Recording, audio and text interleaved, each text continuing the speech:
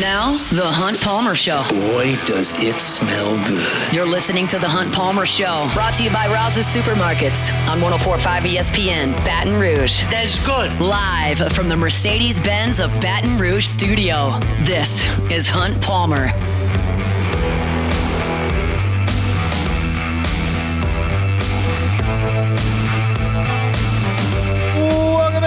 Hunt Palmer coming to you from the Mercedes-Benz of Baton Rouge studio downtown in the capital city on this Thursday. Means we're brought to you by Rouse's Markets.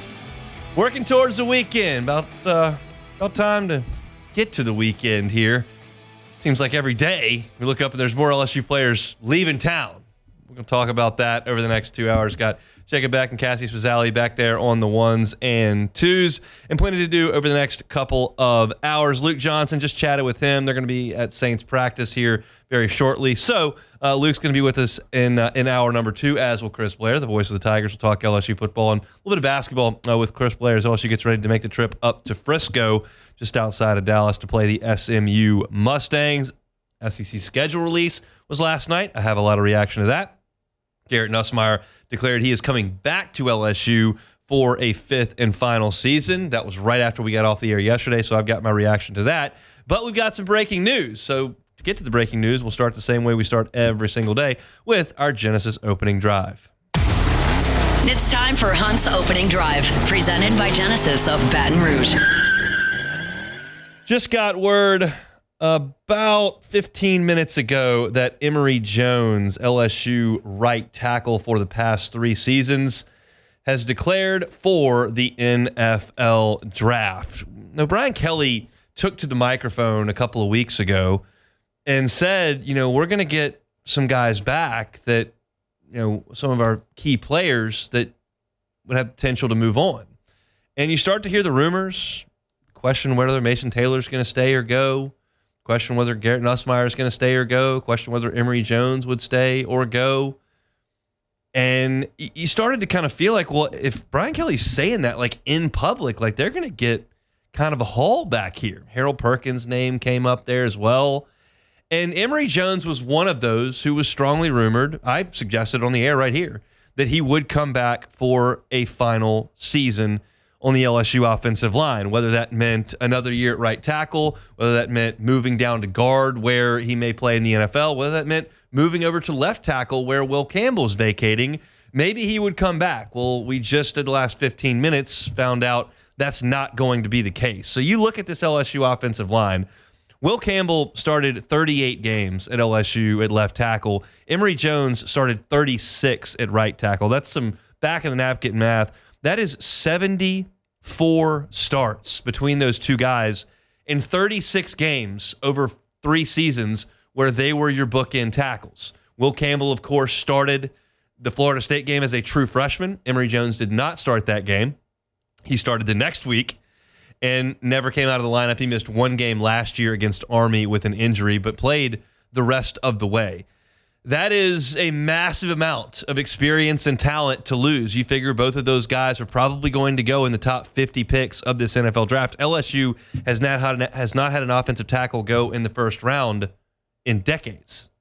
So this is a historic movement into the draft, but it also leaves a massive hole on the ends of your offensive line. And oh, by the way, Miles Frazier and Garrett Dellinger are out of eligibility. So you now have to essentially overhaul your entire offensive line. DJ Chester struggled at center this year. I don't think that is far-fetched to say. That does not mean that a redshirt freshman cannot develop into an elite-level player. He's got a lot of talent, and he was good enough to be tossed into multiple games as a true freshman and to play this year and start every game at center as a redshirt freshman. That's, I think, a positive sign more than a negative. But it still leaves you in a position now as you move into next football season where you are missing 4 starters on your offensive line that have all started for 3 seasons at LSU. That is no small chore to replace. So let's look at what LSU has on the roster currently entering this bowl game. And I would suggest that Will Campbell who has already announced he's not playing in the bowl game. I would suggest Emery Jones probably won't play in the bowl game. Garrett Dellinger's coming off of an injury. Brian Kelly said yesterday that he's going to be cleared. Whether or not he plays in that game, I don't know. And then does Miles Frazier want to play another game at LSU? Who knows? You could be playing this bowl game without 4/5 of your offensive line. More back of the napkin math. This is all I can do. That's 80% of your offensive line that you're going to be probably without in this bowl game. So what does that look like? Well, I'm not certain, but I can start to take some guesses. Tyree Adams was the sixth offensive lineman on this group. And by the way, I'm not just trying to map out LSU's offensive line for the Baylor game. We're talking about what the program looks like in the Baylor game and, much more importantly, beyond this Baylor game. Tyree Adams was the sixth offensive lineman. When they broke camp and went up to Vegas against Southern Cal, if any offensive lineman went down, Tyree Adams was going to go in. That includes DJ Chester at center. They would move Dellinger down to center, and Adams would have played guard. So no matter who went in, left tackle, left guard, right guard, center, no matter what, Tyree Adams was next up. We saw that enough times in camp to know that that was the case. I'm going to, for the time being, put him at left tackle. So you put Tyree Adams at left tackle. DJ Chester is your center. Paul Mabenga is your right guard. We've already seen that. And Weston Davis was working out at tackle. The 5-star true freshman was working out at tackle. And anyone can play in this game without risking a red shirt. So candidly, I didn't even go back to look at how many games guys have played because I know for sure the Baylor game is not going to hurt anybody from a red shirt perspective. So right now, that is four pieces. Adams at left tackle, Chester at center, Mabenga at right guard, and Weston Davis at right tackle. Could they move Cohen Eccles to center and move DJ Chester out to guard? Sure. And that's kind of what I think this may look like. Ethan Callaway is in the program, was a former 4-star recruit. Ori Williams was a 4-star recruit. Kyrie Lee was a 4-star recruit. Bo Bordelon's been in the program a little bit longer, and he's dressed out at tight end, so they do trust him to go in the game. But that's kind of what you're looking like on this offensive line. Those are really all your bodies. That's 1, 2, 3, 4, 5, 6, 7, 8, 9 guys on the offensive line. You're thin and have no experience. Mabenga has started a couple of games. Chester started a season's worth. Nobody else has started a football game. So you're severely compromised in this Baylor game, but I'm more concerned with what this means moving forward. And now I look at this, and I had offensive tackle as a top 5 need. I did a segment on that last week, and I had it, I believe, third. It moves up significantly here. You still got to have wide receivers, and you still certainly got to get defensive end help, but you have to find probably, this sounds like a lot, probably 2 good starters on the offensive line that LSU needs.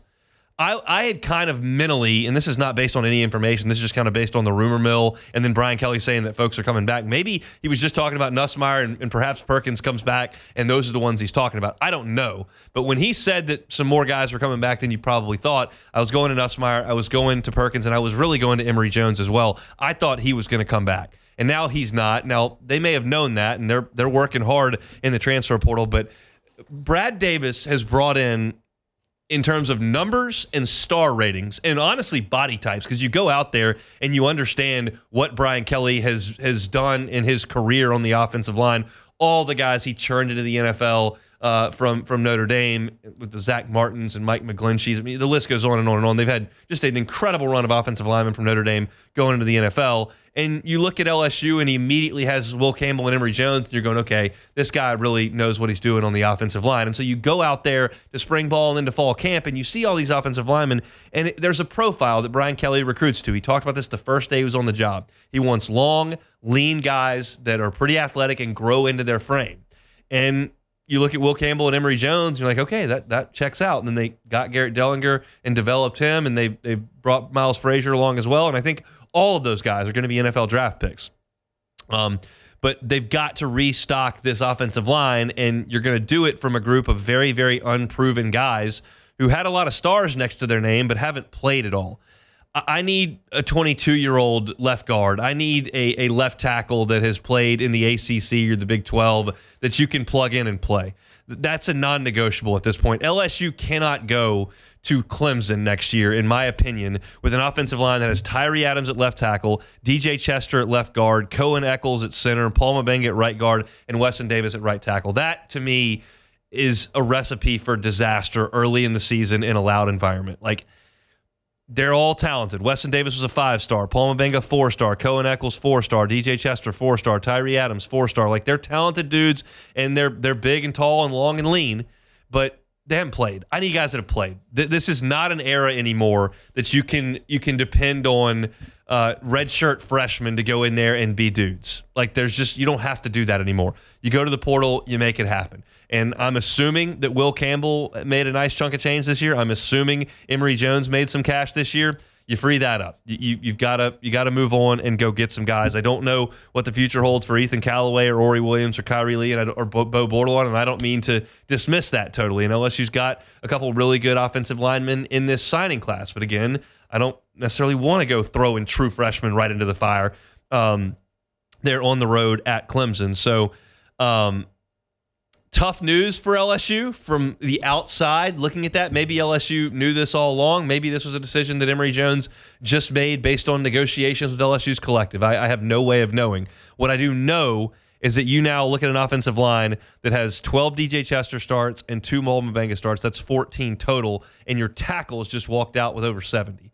So it's a dire situation in terms of experience for LSU at offensive line, and it must be addressed in the transfer portal quickly.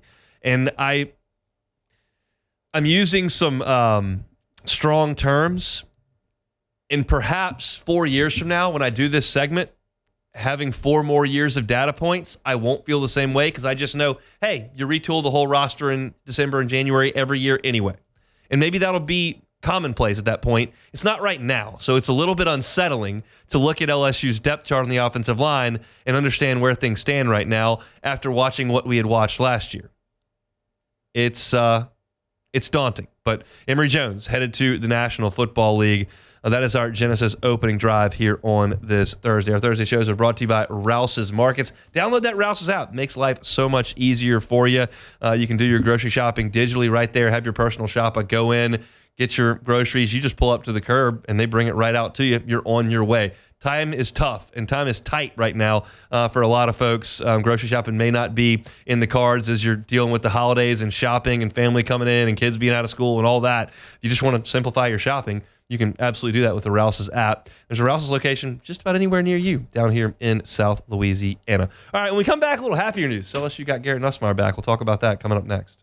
The Hunt Palmer Show. Audio Video Security Solutions, avssla.com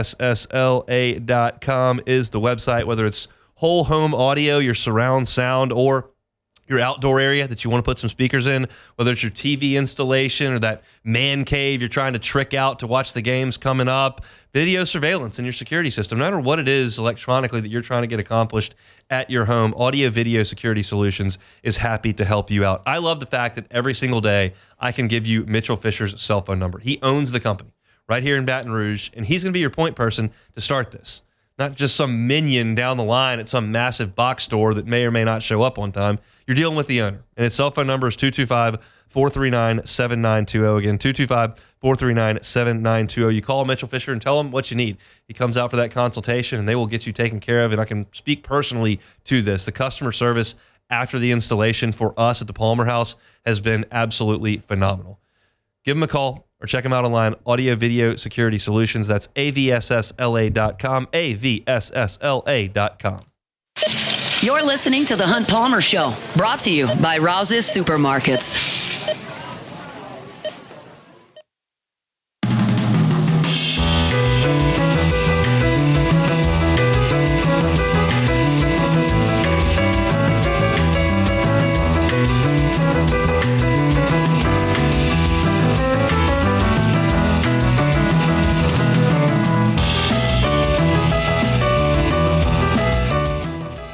Thursday edition of the Hunt Palmer Show brought to you by Rouse's Markets, official supermarket of the New Orleans Saints. We'll talk Saints with Luke Johnson coming up in the second hour.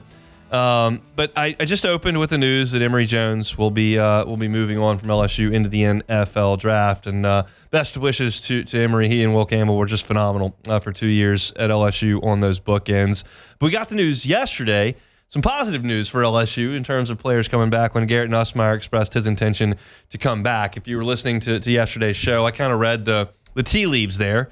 And saw Garrett Nussmeier's Instagram story and saw the chair and the setting and all that. And I kind of went, they did something similar for Livy Dunn and Haley Bryant coming back to the gymnastics team for one more year. And it feels like the guys who were declaring for the draft are just getting a little Instagram graphic made and it's just being posted up there. I think this is more of a hey, look at me. I'm coming back. Everybody needs to come to LSU. I'm taking control here. And then sure enough, about 3 hours later, Garrett Nussmeier released a video sitting in a chair and recited some scripture and said, hey, I'm coming back for one more year. And I do believe that was intentional by LSU. I don't know Garrett Nussmeier. I've spoken to him 10 or 12 times.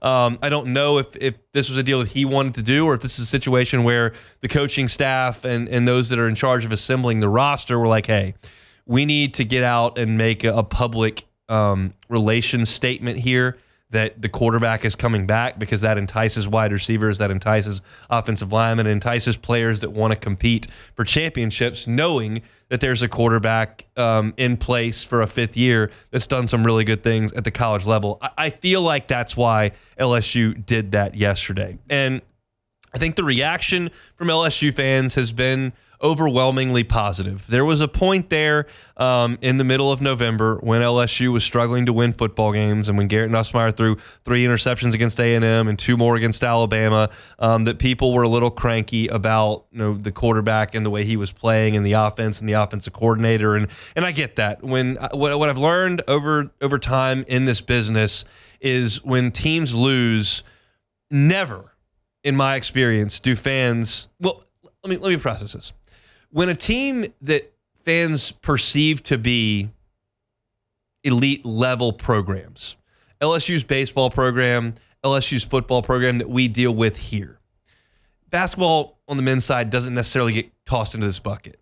But when the baseball program and the football program have setbacks, it is almost never the fan base's reaction to go, man, just weren't quite good enough, but I think we're okay. Like that's the way I, Hunt Palmer, generally look at things when I think it's appropriate. The fan base, generally speaking, has to get rid of the quarterback, has to go to the backup, has to go to the portal, has to fire the offensive coordinator, knows that the head coach will never get it done. Like these are the reactions that happen every single time. And it's probably the vocal minority, but it's just the way I've experienced things in this chair because I think some people don't operate this way. I think it's part of my responsibility to have a pulse as to what the fan base feels like. I think that allows me to speak to what they're feeling. It allows me to speak to what they're interested in. And I think losing touch with that would be a misstep. So I do pay attention to my Twitter mentions. I do pay attention to message boards, whether it's Tiger Droppings or Shay's over at On3. I do pay attention to my friends and group texts and my family group texts and just try to aggregate as much as I can about how the fan base kind of feels. And at one point in the middle of November, the fan base was disheartened by Garrett Nussmeier's play. I think it's fair to say that. My reaction has always been, man, like this guy gives LSU a chance. He gives LSU a chance.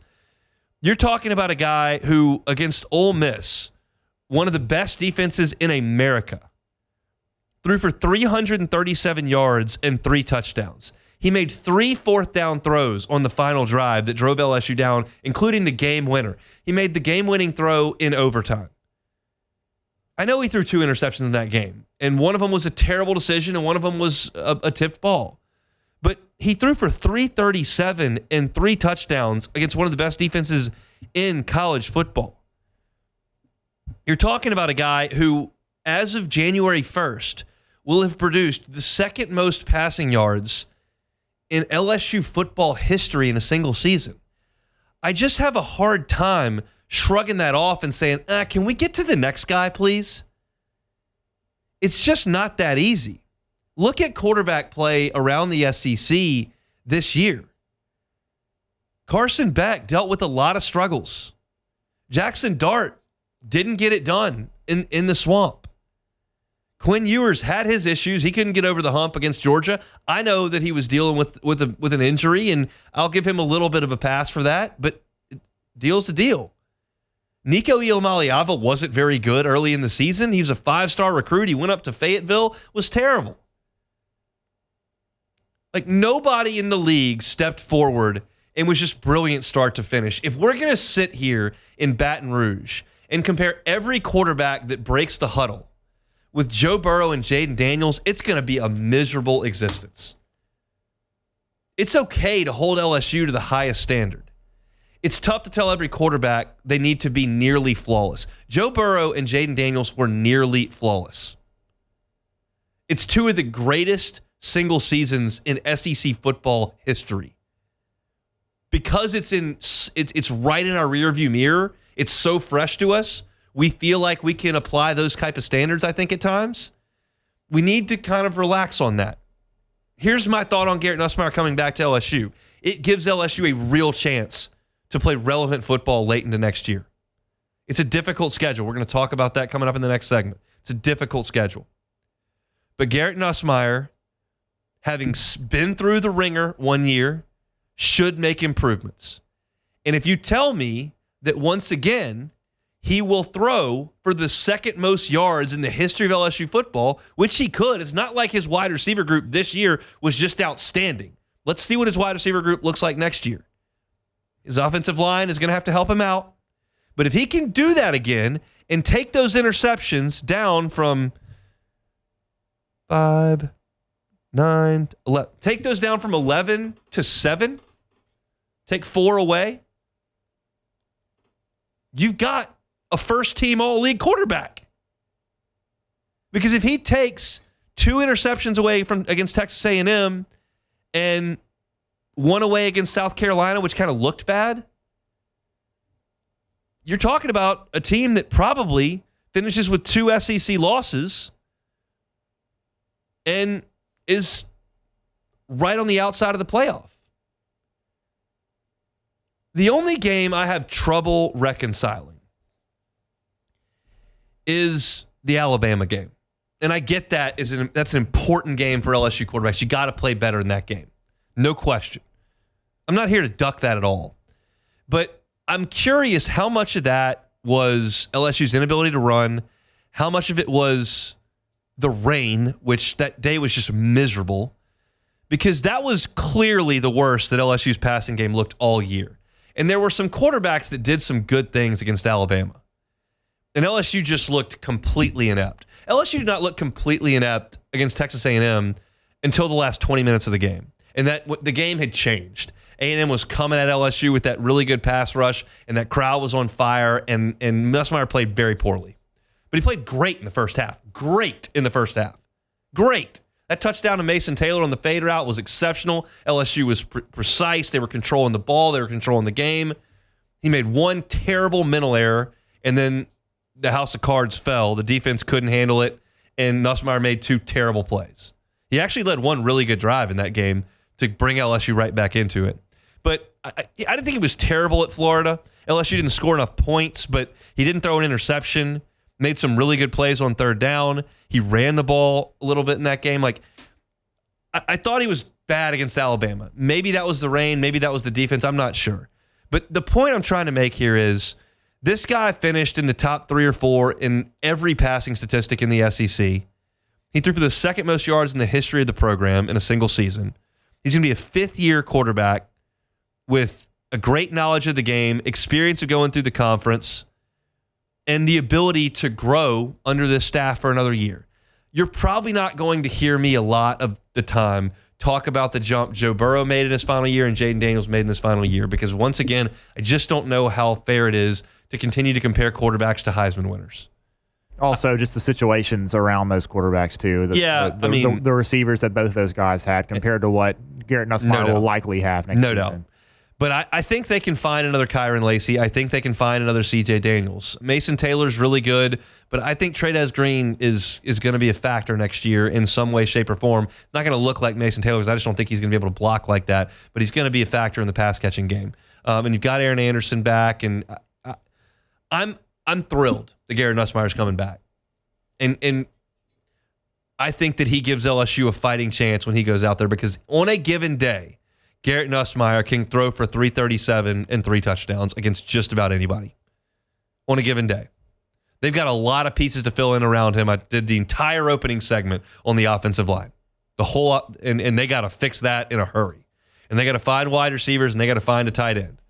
Really, the only thing they've got on offense that I feel great about is Garrett Nussmeier, Caden Durham, and then the 2 running backs that are coming in. If you tell me that Caleb Jackson comes back and those 2 guys come in, I'll think LSU's just fine at running back talent-wise. But they've got to work on the offensive line. They got to work on tight end. They got to work at wide receiver. Quarterback, they're in good shape. I think they're in really good shape. And if you dismiss that, we just disagree. That's okay. It's what passions make what makes this whole thing fun. But I think that it's huge news that LSU could get a guy back that could throw for 332 against Vanderbilt and a touchdown. They can throw for 405 against Texas A&M and 2 touchdowns. They can throw for 337 against Ole Miss. They can throw for 352 on UCLA. They can go on the road down 17-0 and throw for 285 and 2 scores against South Carolina and that pass rush. Like, it's not nothing. This is a big deal for LSU to get him back. And now they've got to fill in the pieces around Garrett Nussmeier to try to get back to the playoff. If they can get back to the playoff, they're going to have to navigate a brand new schedule. I'm going to break down that schedule, including what I see as LSU's path to the college football playoff. We'll do that coming up next. The Hunt Palmer Show. Make LeVare's Baton Rouge your game day headquarters this season. You can watch all the games on their giant screen TVs, tackle the area's best game day food and beverages with all your friends, and get in on the basketball and football action all winter long with Penn Play and ESPN Bet. If you're looking for a place to wager, you're looking for an app to wager on, ESPN Bet is a fantastic spot to place your bets. It's the online sportsbook that is now live in Louisiana. Score big this season at LeVare's Baton Rouge, however you want to play. Must be 21 years or older. Gambling problem? Call 1-800-522-4700 for help. This is the Hunt Palmer Show, brought to you by Rouse's Supermarkets.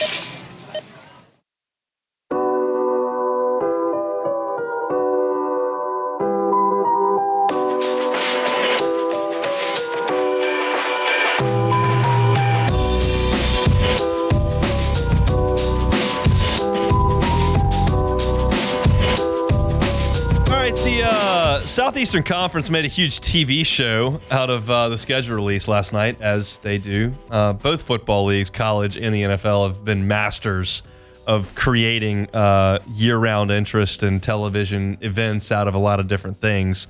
And the schedule release was that last night. I'm sitting there kind of watching it as it goes by, and it's a little bit difficult to follow because you're trying to pay attention to what LSU's doing, and then they're bringing you every single game, and you can kind of get bogged down in it. But I took the LSU schedule and I put up a story on LouisianaSports.net that kind of broke it down and looked at a path for LSU to make the college football playoff. Because what do we find out this year? That the schedule is a massive part of the college football playoff. It kind of goes without saying, but we certainly learned that. It's not the strength of the schedule. It's the ease with which you can get through your schedule to a point where you can make the playoff. If you're an SEC team, we talked about this in August. We were correct. 10-2 is what you needed. 10-2 is what you needed. Georgia got to 10-2. They got them in the SEC championship game. They were going to get in anyway. Tennessee got to 10-2. They're in. Texas 11-1. Lost their second game. They're in. 3-loss teams: South Carolina, Ole Miss, Alabama, out. And my contention is if you're in the Southeastern Conference or the Big Ten, and you can get to 10-2, you are in. It does not matter how you get to 10 wins. You can beat 10 top 10 teams, or you can beat 10 teams no one's ever heard of. Don't believe me? Indiana just did it. It doesn't matter how you lose 2 games. You can lose to an awful team. You can lose to good teams. Notre Dame lost to atrocious teams. They're in. They got 11-1. It just matters that you can get to 10-2. And that's why LSU's season opening game at Clemson is stupid. It's a stupid game to play because it doesn't matter if you beat Clemson. You have to get to 10-2. But that's where LSU will open, and we'll kind of weave through this thing, and I'll tell you what the most likely roadmap looks like for LSU. Week 2, they'll play Louisiana Tech. That was a 5-7 team this year under Sonny Cumbie. They lost to Arkansas 35-14. They also got absolutely hammered that was later on. But Louisiana Tech 5-7 this year, lost at Arkansas. LSU in week 3 will play the Florida Gators in Tiger Stadium, and that game looks a lot different than it did a couple months ago. All of a sudden, DJ Lagway's back, Billy Napier's back. Things seem to be moving in the right direction in Gainesville. They finished the season strong. So that's going to be a big deal in early September. It's going to be really hot. And LSU and Florida will get after it on September the 13th. And then LSU will play Southeastern Louisiana on September the 20th, which is basically a bye week. Before September 27th, they travel to Ole Miss. Now, I can't tell you right now what Ole Miss is going to look like. My contention, if I am Lane Kiffin, is I go to the Grove Collective and I say, look, y'all have seen Ole Miss football play in the SEC for 3 decades. In this iteration of the SEC. Not the 50s, not the 60s, this iteration, the last 30 years. There was never a team that could take on the most powerful program in the sport, the Georgia Bulldogs, and dismantle them 28-10 until you sunk $16 million into this football team going to get first-round picks out of the transfer portal. That is proof this works. It is my fault, Lane Kiffin's fault, that we didn't win 10 games. But we can do it as long as you spend that money. If we don't, it's going to look like Houston Nutt. It's going to look like Ed Ogeron. It's going to look like David Cutcliffe, Sans Eli Manning. It's going to look like Matt Luke. You can go down and down the list. You're the runt. You've never been to Atlanta. You can get better if you spend a bunch of money. We'll see if they do that. But they got to replace Walter Nolan and Prince Umamielen and Trey Amos on the defense. They got to replace Trey Harris on the offense, Jackson Dart on the offense. They didn't really have a running game this year. I think Ole Miss is going to be good next year because I think they're going to spend a bunch of money in the transfer portal. They started with Deshaun Womack today. But you never know what that's going to be. Any way you slice it, September, including August the 30th, which is when LSU plays Clemson, but we'll shoehorn that into September. You've got at Clemson, Florida at home, at Ole Miss. That is a bear. You've got your bye week. Then you've got South Carolina inside Tiger Stadium. That's generally one you would chalk up as a W, South Carolina. But Lenora Sellers played great football. Looks like Shane Deemer's doing some good things. They lose their offensive coordinator, but it looks promising in Columbia. They're going to have to replace Kyle Kennard, but Dylan Stewart's coming back to rush the passer. That's going to be probably a quality football team coming into Baton Rouge on October the 11th. Then you're at Vanderbilt, and I think Clark Lee's done an amazing job. Coach of the year, absolutely fantastic work by Clark Lee this year. I don't think Diego Pavia is going to win his suit, and I don't think Vanderbilt's going to win 6 games next year. And I think LSU is going to go to Vanderbilt and win that game in Nashville. And if they don't, we'll have a completely different conversation. But for the purposes of this conversation, you got to go to Nashville and beat freaking Vanderbilt. I've said this for a long time. There are no 2 better words in SEC football scheduling than at Vanderbilt. Playing the worst team in the league in front of a half your partisan stadium. They're not the worst anymore, Hunt. They're going to be.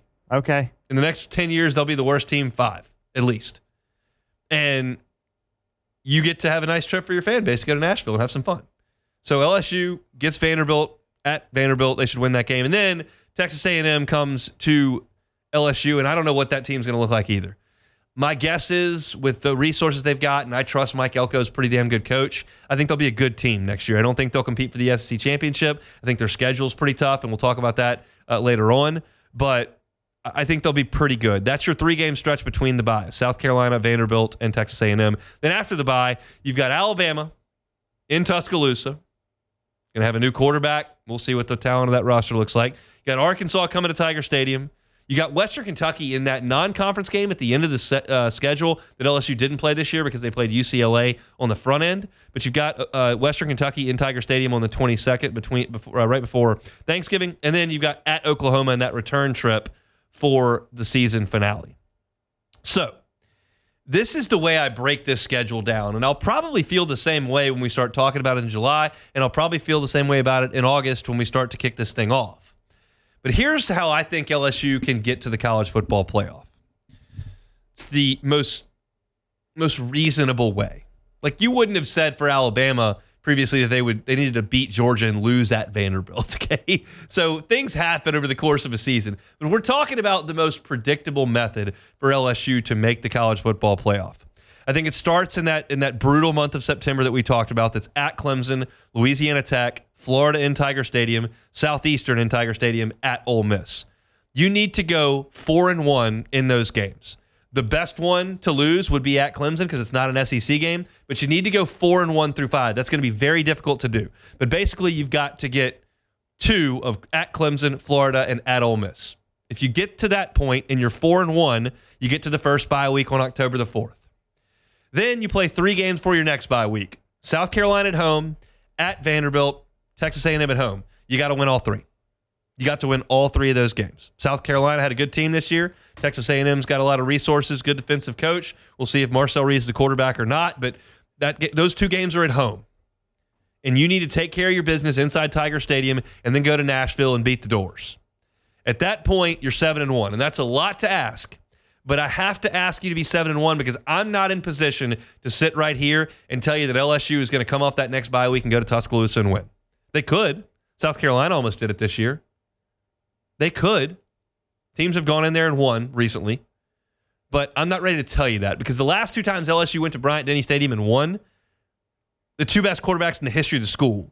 I'm sorry, the 2 best teams I have seen in my lifetime, 19 and 11, had to go do it. So I'm not ready to sit here and pick LSU to win that game. So I'm counting that as kind of a loss right now. And then the end of the schedule, I believe, is very favorable. Why? Because you get Arkansas in Tiger Stadium on the 15th of November. I believe there's a real chance that Sam Pittman's not even there at that time. We thought that this year too. True, but they got saved by the Tennessee game. And he went 6-6. If he doesn't beat Tennessee, he's going to get fired. But listen to this. You have Luke Haas, your tight end, has already gone to the transfer portal. Like LSU's losing, but got a lot of guys to the transfer portal. They're backups. Same thing's happening in a lot of different places. Arkansas' starting tight end is gone. He's got a year left. 6 scholarship defensive backs have moved on. Isaiah Satania, their number 2 wide receiver, has moved on. Oh, by the way, Andrew Armstrong, their number 1 wide receiver, is gone. He's out of eligibility. Landon Jackson is gone, who was their best edge player. He's going to the draft. Like, they're losing everything. And I just don't think Sam Pittman can keep that together.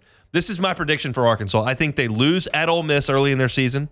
I think they lose to Notre Dame in Fayetteville early in their season. I think they lose at Tennessee. I think they lose to Auburn. That puts them at 3-5 with Mississippi State coming to Fayetteville. If they lose that game to go to 3-6, he's done. Maybe at 4-5, they keep him through the bye and he plays LSU the next week. But I think that there's a real chance that he's not there. At the very least, the writing's on the wall in Fayetteville at that point, and that's a big boost for LSU as they come to Tiger Stadium. Then you play Western Kentucky, and I don't think Brent Venables will be there when LSU gets there at the end of the season. You think he's going to turn this thing around? Jackson Arnold's moved on. They don't really have a quarterback. Here's the Oklahoma schedule from October the 11th on. Listen brutal. To this, Beck. From October the 11th on, this is what it is. Texas and Dallas, at South Carolina, Ole Miss, at Tennessee, bye, at Alabama, Missouri, LSU. Yeah. I cannot see a way he survives that. Now, I said the exact same thing about Billy Napier this year, and they beat Ole Miss, and they beat LSU, and they beat Florida State. So I'm not telling you that I'm right. I'm just telling you what I think. I think the last 2 SEC games LSU plays will be against lame duck coaches or fired coaches. And you got to win those 3 after Alabama. So the way this thing gets done is you go 4-1 against Clemson, Louisiana Tech, Florida, Southeastern, and at Ole Miss. You sweep South Carolina, Vanderbilt, and Texas A&M between the byes. 2 of those are at home. If you lose to Alabama, you beat Arkansas, West Kentucky, and Oklahoma. That gets you to 10-2. That begs the question though of where are your what are you gonna stand on in terms of your good wins? You don't need them. You don't need good wins. You don't. Indiana has no good wins. SMU has no good wins. No one needs any good wins. That's the point. You need less losses. The only thing that matters is less losses, which is why playing Clemson is ridiculous. You play Furman, you play Rice, you play North Tech. You don't play Clemson. It just doesn't make any sense. No one needs good wins. Who is in the playoff off good wins? Who did Texas beat? It's true.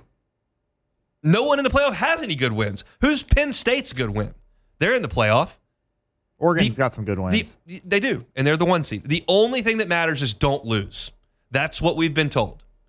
So, that's the nature. That's the way this thing shakes out. I think it's unlikely that LSU goes 10-2, like I'm telling you like this, because they got a lot of holes to fill. But I'll have a better feel for that in 3 weeks as to what happens. Let's close out hour number 1, and we come back next. The Hunt Palmer Show. Genesis of Baton Rouge. GenesisofBatonRouge.com is that website. Genesis offers a luxury experience at a reasonable price. Check them out online. GenesisofBatonRouge.com. The entire line from the sedans all the way up through the SUVs. They've been awarded the IIHA top safety pick. Some were top safety picks plus. When you go to the dealership, you're going to feel like a guest, not necessarily like a customer. The vibes in there are phenomenal. It feels like a 4-star hotel lobby when you're in the showroom. Got this rock waterfall that's in there that's real soothing. They got it's quiet, and they've got a clean service aisle. They got an incredible coffee machine, all these snacks, and you can grab one of their brand ambassadors, walk the lot, and see what you'd like to get behind. And every single Genesis that you purchase on the lot there is going to come with a 10-year, 100,000-mile warranty. They're Airline and PQ. GenesisofBatonRouge.com. That's Genesis of Baton Rouge.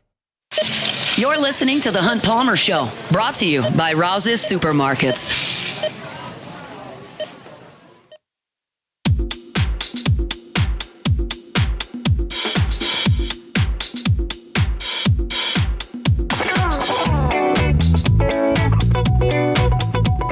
All right, Beck, let's play a little game here. Just give me a yes or no. Can this team win the national championship? All right. Oregon. Yes. Georgia. Yes. Boise. No. Arizona State. No. Texas. Yes. 6th seed is Penn State. Yes. Yes, that was a difference for mine. I did not have them as a yes. Notre Dame. No. I have them as a no as well. Ohio State. Yes. Tennessee. Yes. Indiana. No. SMU. No. Clemson. No. So we only differ on Penn State. I have them in the no. I think there are 5 teams that can win it. I think there are 7 that cannot make it. I just think Penn State, I think they can because their path is to the semifinals is pretty easy. I mean, they play SMU and then they'll play Boise. And not to say that I think that'll be an easy game. I do actually think Boise State is pretty good, but I'll expect Penn State to probably be a 4 or 5 point favorite over Boise in that game. I am fascinated from afar at one particular aspect of this college football playoff. And it is Ryan Day and his relationship with Ohio State. Because in my opinion, and I don't have a chief rival. I don't have one. So I can't put my feet squarely in the shoes of Ohio State's fans. But he is 47-1 against the other Big Ten teams and has lost 4 straight to Michigan. And to me, that's not that big a deal. If I'm guaranteed to beat all the other teams and I'm always going to be 11-1, 12-0, I'm willing to take my chances. That tells me the roster's good enough, and that tells me that I'm knocking on the door. But they're so caught up on this Michigan thing that it feels like he's almost coaching for his job in the playoff. And it's a really difficult draw because Tennessee is good, and then they got to go back. They got to go and play Oregon again out in the Rose Bowl. And I realize if he gets through those 2 games and he's got to play Texas or Arizona State or Clemson, like I think they'll have forgotten about November. But if he loses one of those 2 games, like then they circle back around, I feel like, to Michigan. And it's just hard for me to put myself in those shoes because I guess theoretically I could do the same thing with LSU and Alabama over those years, but LSU wasn't beating everyone else. Yeah. They weren't beating Alabama like Michigan's not beating Ohio State, but they were losing to Florida every once in a while. They were losing to Arkansas every once in a while. They were losing to Ole Miss every once in a while. Like they were losing to A&M. It's just not the same. And I just feel like they should be able to separate those 2 things and feel like one of them is really good. And instead, they just boil everything down to the one stupid game right after Thanksgiving and feel like that's the coach's only job. And I just can't get behind it. Yeah, it doesn't. It doesn't compute with me either for the same reason. But that's one of the biggest rivalries in college football. And when you keep losing that game, that's what a lot of people remember. That game now takes on less importance than ever. Yeah, it's true. Because they lost it, and they already had another loss, and they're still in the playoff. So if we were in the BCS era, and you simply couldn't beat them, and that meant you were never going to get to play for a championship, well, then I would change my tune. But Ohio State fans, like I follow a couple of Barstool Ohio State fans. That's like my only window into their fan base. And they're all just like, bleh, this game's stupid. Who cares about playing Tennessee? We can't beat Michigan. And I'm like, what? Michigan is going to whatever bowl no one's ever heard of. They got to get a brand new roster, a new coaching staff, and you're in the playoff. Who cares about Michigan? They just can't turn that switch. Yeah. But we want, like, next week we'll start to get into like the matchups of the games and who we think's going to win the national championship and all that kind of stuff. But for right now, it's just kind of like looking at that from the outside is fascinating to me. I don't know exactly how I feel about that Tennessee Ohio State game yet. I will get to it, but if you can't score on Michigan's defense, Tennessee can do some damage to you. Now Georgia lit them up, and I don't know if Will Howard's good enough to do that or not, but that's probably the most fascinating of the early games. Yeah, I think so. If we're assuming Clemson sucks, which is what most people, relatively speaking, I think Indiana and Notre Dame will be interesting. I don't really. It's funny because it's both of these teams have no good wins, pretty much. Yes, that's correct. So Notre Dame won at Kyle Field. I'll give them a hat tip for that. It was a different team, and they played Connor Wigman, but that's a 4-loss A&M team. So that's if that's what you're hanging your hat on, plus beating like USC and whatever else. But goes back to the last segment. Doesn't matter who you beat. Just matters that you win. And that's not the best way to crown a champion, but it's certainly where we sit now. Our Thursday shows are brought to you by Rouse's Markets, official supermarket of the New Orleans Saints. Speaking of those New Orleans Saints, we're going to be talking about them after SportsCenter. Look for a stocking stuffer. Rouse's gift card might work pretty well. Get on by one of those Rouse's locations and make that happen today. We'll pause for SportsCenter, as we said. Back with Luke Johnson talking Saints. You're watching and listening to a Thursday edition of The Hunt Palmer Show. The Hunt Palmer Show. One Bath and Closets. OneBathAndClosets.com is the website. David Duvall and his team, 30 years redesigning and remodeling bathrooms and closets. Look, safety's a big deal in the bathroom, especially as folks age. And if you're concerned about a loved one in your life potentially having a hazardous situation in the bathroom, slipping and falling, doing some damage, mitigate that the best you can. You can never completely mitigate it, but mitigate it the best you can. David Duvall and his team can put in non-slip floors. They can put guardrails, handrails around slippery areas. They can put a walk-in tub for convenience and safety. They can do a shower that has benches in it. It makes things a little less hazardous. All these things are things that David Duvall and his team do all the time over at One Bath and Closets. If you're interested in hearing about that, get that free consultation. Check them out, onebathandclosets.com. David and his team will help you from the start to the finish of that project. It's One Bath and Closets. You can find them online at onebathandclosets.com.